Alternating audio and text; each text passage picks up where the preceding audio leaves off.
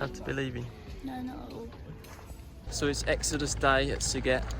We're heading to Prague. It's going to take us all day though. We're not going to get there till like 8 PM. We said goodbye to our tent. We've donated some of our equipment that we used, and we didn't use a lot, so hopefully it goes to someone who needs it. Got a long walk now with all our stuff to the train station.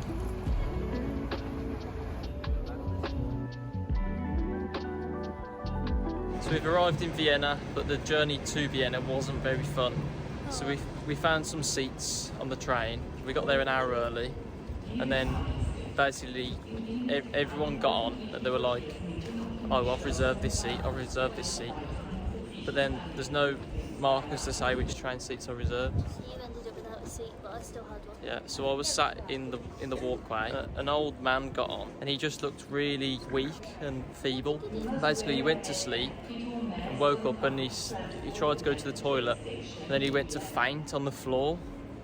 But like I caught him like whilst he was falling, and then he sort of got up and went to the toilet afterwards, came back, and then he was sick all over the floor right by where I was sitting. So luckily I managed to get out of the way. But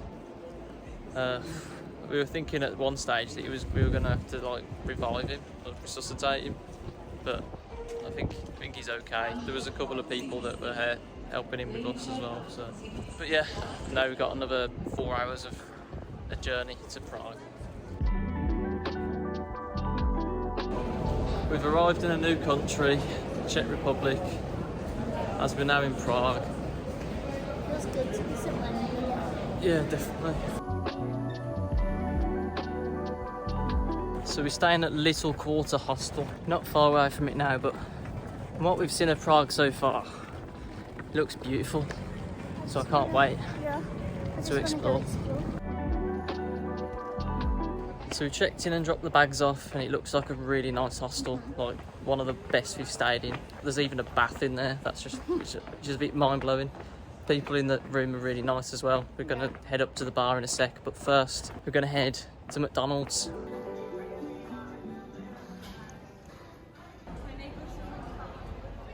Hello and good afternoon. So spent the morning doing the boring stuff, like washing and all that jazz. She was very nice, and we did have to Sziget. Yeah, all our clothes are really dirty. But now it's time for the fun stuff. We're just heading up to the top of the hill to see the castle.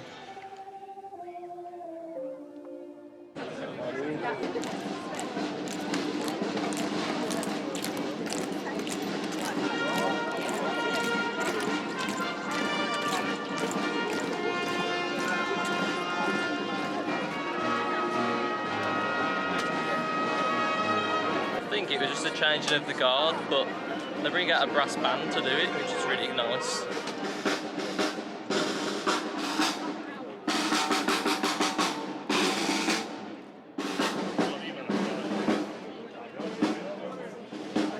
Well, that was interesting. Do you enjoy the brass band? Really good. And like the guards all wear like big sunglasses. So they do the changing of the guards every day at 12 o'clock noon, so definitely make it up here if you can. Yeah, it's See really cool. Lewis is just on his pilgrimage to Loretta. Yeah, so that's what people used to do, like people like me, I think. No, not.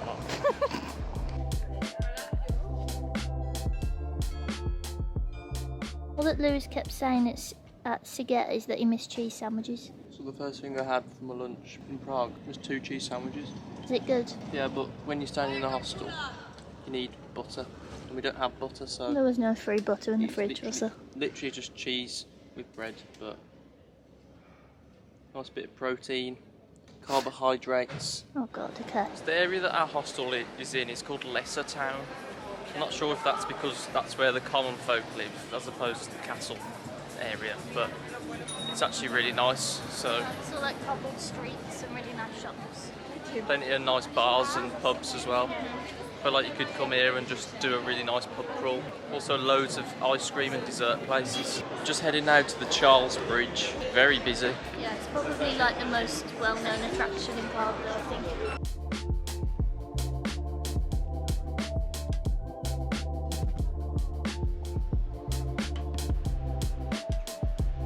just such a beautiful city. I think it's probably one of the most beautiful cities we've seen on this trip, to be honest. I need your guys' help now. Could someone please explain to me why this summer there seems to be pirate sweet shops in every city in Europe? When did pirates and sweet shops come together? Like, I just don't understand it.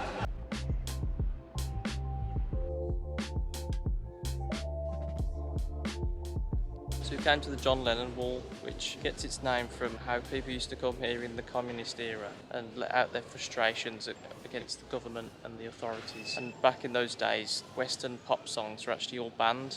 So when John Lennon died in 1980, the Beatles had actually gathered quite a big following here in Prague. They decorated the wall in loads of Beatles lyrics. Shelley wants to tell a story. So this is just a reminder when you're paying contactless to actually look what you're paying for. Because when we got to the hostel yesterday, we were told we had to pay 309, what's it called? Czech crowns. Yeah. Which is like the city tax, which is like the equivalent of £10. I was like, yeah, that's fine. Literally paid by contactless, went to bed. And then when we went downstairs this morning, the receptionist was like, oh, are you Shelley and Lewis? She was like, oh, we're really sorry, but yesterday the receptionist actually overcharged you by quite a bit. So she actually charged me €309 instead of 309 crowns. So yeah, I had like £280 coming out of my bank or something, and I didn't even realise. Like, if the receptionist never told me, yeah, I wouldn't have even checked my bank for a few days probably. So a life lesson: if you're going to pay for something, make sure you check the card machine before you actually put your card to it, because yeah. Sometimes you don't actually know what you're paying for. You could just people make mistakes. That's a big bloody mistake. Oh dear. It's like 10 times the price.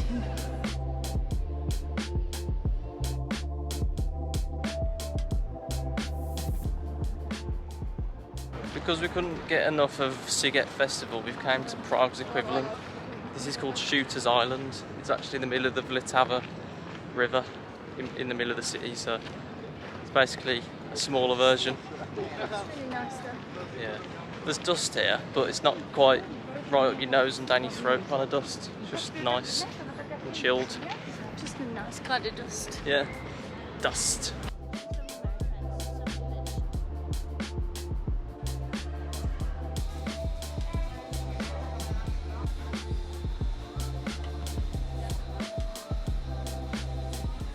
So we've just been to the Good Food Bakery. What have we got? A original chimney cake. So what was the flavour? It's just cinnamon, sugar and walnuts, I think. Yeah. They do have loads like filled with ice cream and chocolate, but we just got the original one. Right, yeah, just lock the bottom, sweetheart. Thanks so Sugary much. lips. You're right. Is it like a brioche? Kisses. Good then? Let me have a try. Hot. A bit like a sugary donut with a bit of like brioche in there, but I can't say it's like oozing with flavour, but that's probably why everyone gets them with ice cream, but still pretty nice though.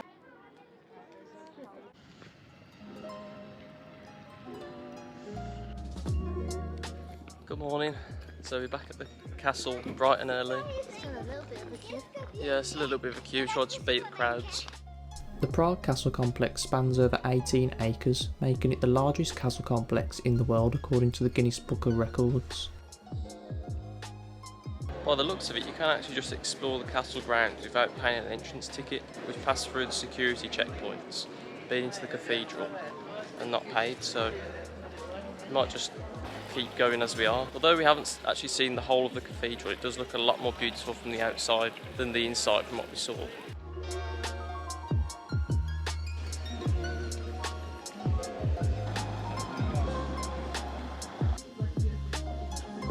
To us so far, it seems a little bit pointless to pay for the ticket because all the best views of the castle are from the outside. Yeah, we prefer looking at the architecture, which is Yeah. outside anyway. All that you tend to really get in a castle that we've been to this summer is just you walk in, you see a few nice swords and shields and paintings, then you stand around looking at various other things and then you leave and it's like, okay, well I've paid money for that, what's the point? Yeah, I'd say it's definitely worth coming up and walking around the castle grounds though. Yeah, definitely.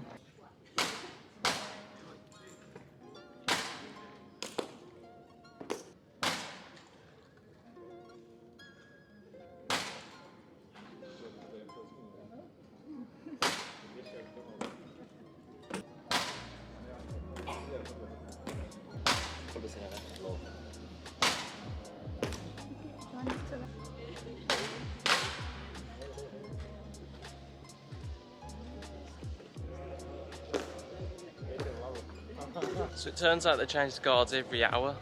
I mean, to be honest, standing in the same spot for one whole hour would probably do my legs in. How often they change at Buckingham Palace? Don't know. But there was one guard who was trying to keep a straight face, but was kind of struggling whilst they were changing. It was quite amusing.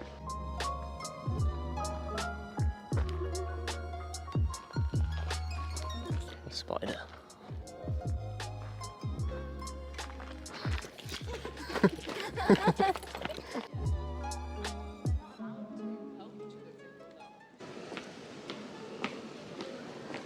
Shelley's rehearsing to be part of the brass band.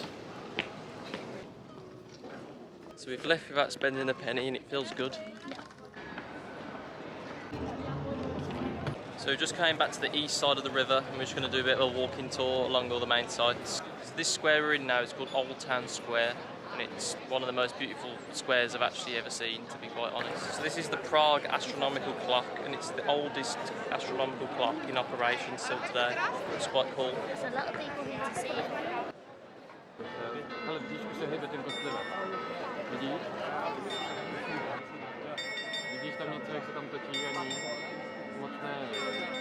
It's quite cool seeing the skeleton ring the bell, but I don't know if it justifies the amount of people that were there. All the applause in the end. Yeah, people were applauding. I was like, okay. So this here is the powder tower, and as the name suggests, in the 17th century they used to keep gunpowder here. And it's a good job that the gunpowder didn't ever explode, because it's a really beautiful building. Sometimes you just need to find a spot in the shade and just sit down For a while. and listen to a dog yapping. So we're just heading now to the Jewish quarter. In one moment in time, Prague actually had the largest amount of Jewish people of any place, but because of that also, sadly they also had the largest ghetto. We're going to have a look around and see some of the history. According to the 2010 statistics, there's only 4,000 Jewish people now in Prague, which is quite alarming based on how there used to be the most of any place here. So in Prague there's a huge Jewish cemetery. You do actually have to pay to go in there, but if you don't want to pay like us, then just visit this address and you find a window at the side of the street which looks through a big wall and you can see through there. But if you're not cheap like us, then it costs 300 crowns to visit and then it's an extra 40 crowns for you to take photos. So Yeah. I do think that also gets you entrance into the synagogues though.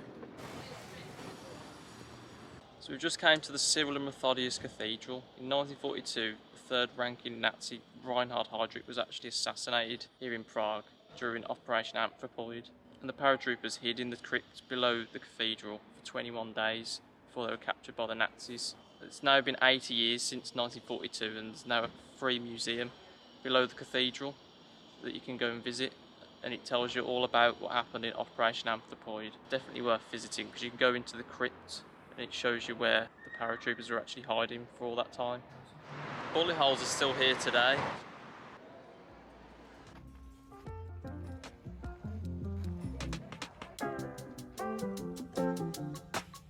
So we were just heading out for the night and we've stumbled across the Waldstein Garden. It's really nice. There's peacocks. Yeah, White peacock. bit of white peacocks, and huge fountains.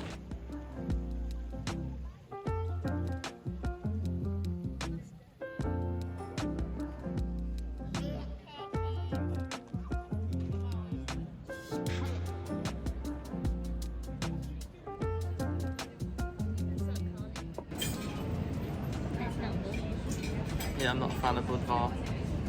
It's not the one. Got some free hard seltzers from the park. They were just handing them out. The park.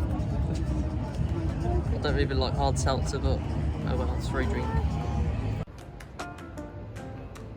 Just saying our goodbyes to the Prague River. It's sad. Yeah, me too. Tomorrow we'll be going to our final country of the trip. Yep. Our last big travel day. It's going to be a long one. Nearly 13 hours. So we've quickly run into the shop to buy some cheese. Want some sandwiches, yeah. So we're just heading up to the hostel for the night now, and we're a little bit sad to be calling it a day really. We've really enjoyed Prague. Can't wait to come back. Yeah, there's still a lot that we haven't done, so it's definitely means to come back, so Yeah. all our snacks for tomorrow. Yeah, got it all sorted. Got a little bag of treats and snacks to keep us going. But it's been fun. But on to the next one. Thank you all for watching. And we'll see you in the Netherlands for the next adventure. Bye.